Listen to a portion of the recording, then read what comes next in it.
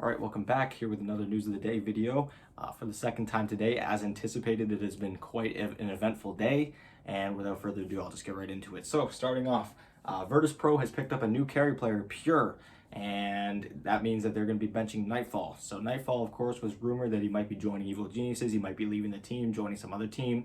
And now he's been placed on the inactive roster for Virtus.Pro. So again, he's still a part of VP. He's just been moved to the inactive roster temporarily. That doesn't mean that he's incapable of leaving or that no other teams might poach him. But for now, Virtus.Pro are going with Pure as their new position 1. And from what I read, this is his first time playing on an official team, at least based on his Wikipedia page. If I'm completely wrong about that, let me know. He is an 11K MMR player, so he's a pretty good pub star from what I can tell. And yeah, best of luck to Virtus.Pro. Hopefully this change ends up working out for them. As I thought Nightfall was still quite the good carry. I didn't exactly see the reason why they would change him.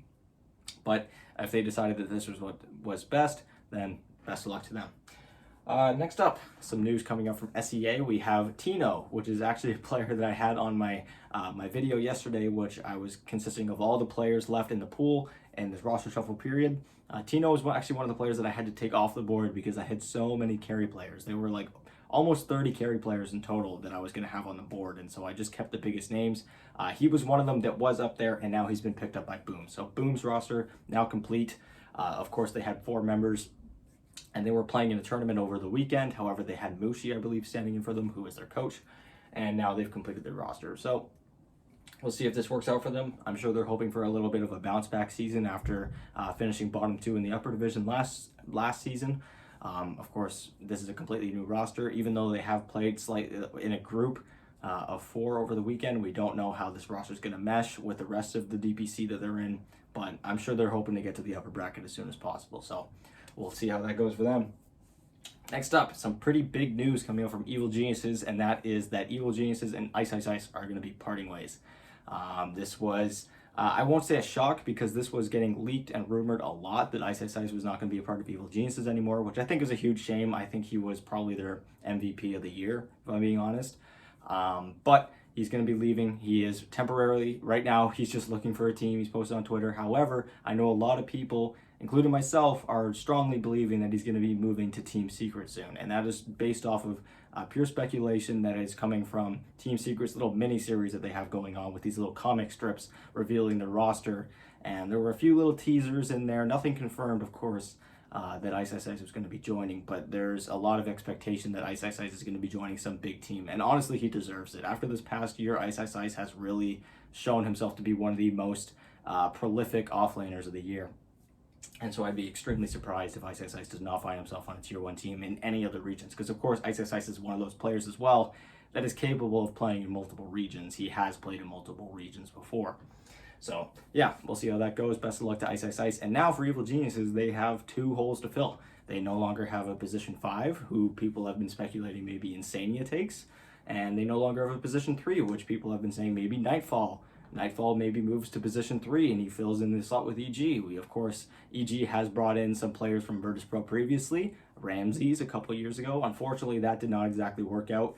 I think that was partially due to the pandemic. It really restricted their ability to practice in person. And when you're playing from that far away, where Ramses is on the other side of the planet, it makes it incredibly difficult to compete that way. So it didn't work out then, but maybe it'll work out now. Again, all speculation, but it's entirely possible. So I'll leave it at that. Making our way down the list now, we have a new team in Eastern Europe, or CIS, and that is the CIS Rejects. These guys have signed up for the DPC, and those consist of the likes of Ramses coming in from Na'Vi. We have Depressed Kid coming in from Team Empire. We have Pasha and Roger also coming in from Na'Vi. However, Pasha has been on the inactive squad for over a year now, since last September. Pasha has not been actively playing on Na'Vi's roster. And then FNG, who of course got kicked from Alliance a couple weeks ago. So again, this is kind of looking like a bunch of the CIS rejects. As I covered in my video yesterday, the region itself has gone through probably the most of its changes already. They're kind of on the downhill, the little ending period of their post-TI roster shuffle period. And these players were the only ones left, and I guess there just weren't any teams that they felt satisfied joining, so they made their own. From what I can tell, I don't think any of these guys own a DPC slot, considering the fact that they're all coming from some pretty big name teams that are still a part of the DPC. So I'd imagine these guys are going to be having to come through the open qualifiers. However, taking a look at just the names on this roster and the sheer star power on this roster, I don't think they'll have any problem in getting into the lower division. It's just a matter of how long it takes them to get to the upper division, start making appearances at majors, and start making some waves in the pro scene once again.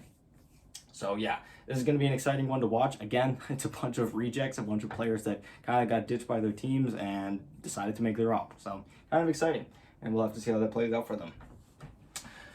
Next up, so of course, about a week ago, we had the announcement of a new roster in Western Europe, and that was going to be Team Agent, consisting of the likes of Shad, Exantic, Symmetrical, Tanner, and LeBron. I've already made a video covering the roster and where they all came from before. However, now they've actually been picked up by an org, and that is Into the Breach.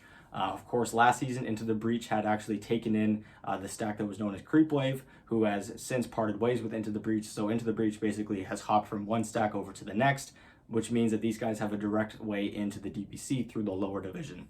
So again, a lot of these players were in the lower division last season, and they'll make their way there again.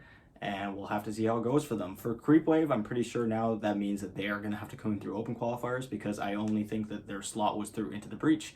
However, I could be wrong about that. It could be that Creepwave actually owns a slot and Into the Breach needs to come in through the DPC. But again, we'll have to see. So pretty exciting news there. And last little bit of news, this was the one that I was kind of alluding to, where it was a little bit more disappointing than what I was hoping. And that was that Qojqva, basically an hour beforehand, had tweeted out that he was going to be having a big announcement on stream today.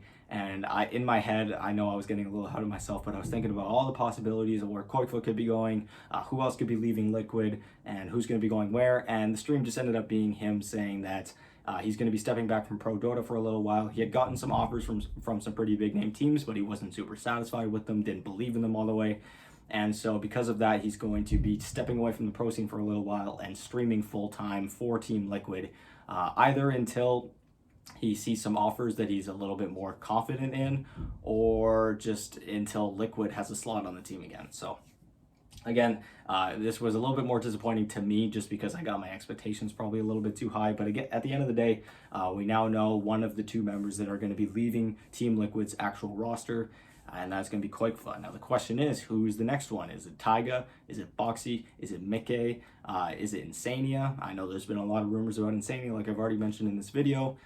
So yeah, kind of exciting. So thank you guys so much for watching. Again, thank you guys so much for 500 subscribers. I actually hit it overnight last night, and I'm already almost at 600 subscribers. The amount of overwhelmingly positive comments and feedback I've been getting from everyone has been super, super encouraging. So thank you guys so much. Thank you to all the new faces watching these videos each and every day. And again, thank you so much to everyone who's been watching since I started posting consistently a couple months ago.